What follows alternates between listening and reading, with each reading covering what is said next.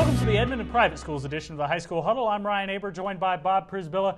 Bob, still 2 weeks to go before most schools start, but at Casady it's a little bit different case. They start a week early. It sure is. You know, they only had one scrimmage. They scrimmaged last Friday. They were at OCS against Cushing and the Saints, and Coach Kobe Scoville was very pleased with it. You know, most importantly, they came out healthy. So.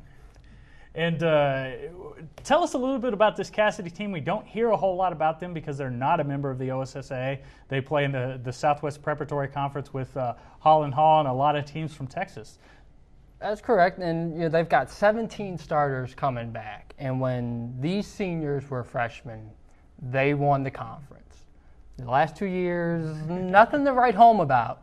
But the attitude this year has been a lot different. They're more focused.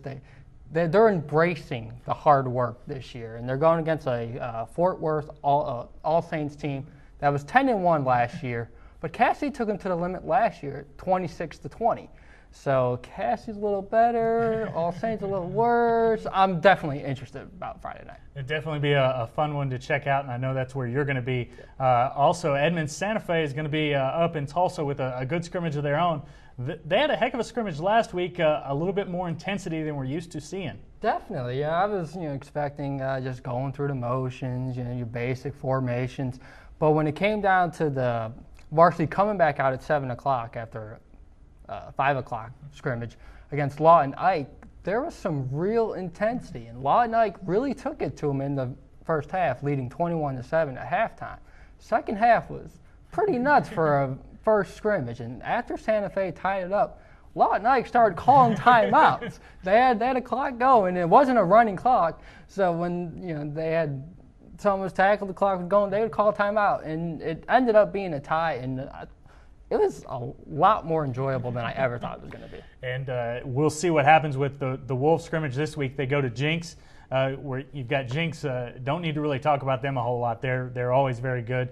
You've got an Enid team who is solid every year and has some good returners coming back. And then you got Sand Springs with probably the best quarterback in the state in Johnny Deaton. Oh, definitely. And the Wolves are very excited to be facing teams like this. These are teams you want to be facing in November, so why not play them in August? And I know Will Long's definitely excited to see what Deaton brings and how he can learn from that. And the defense is excited to get a chance at someone like Deaton. All right, Bob. Well, I'm looking forward to checking that out. I'll be up there this Friday night, but appreciate you joining us. Thank you for joining us. Join us next week for another edition of the High School Huddle, and every day at newsok.com/varsity for the best high school coverage in the state.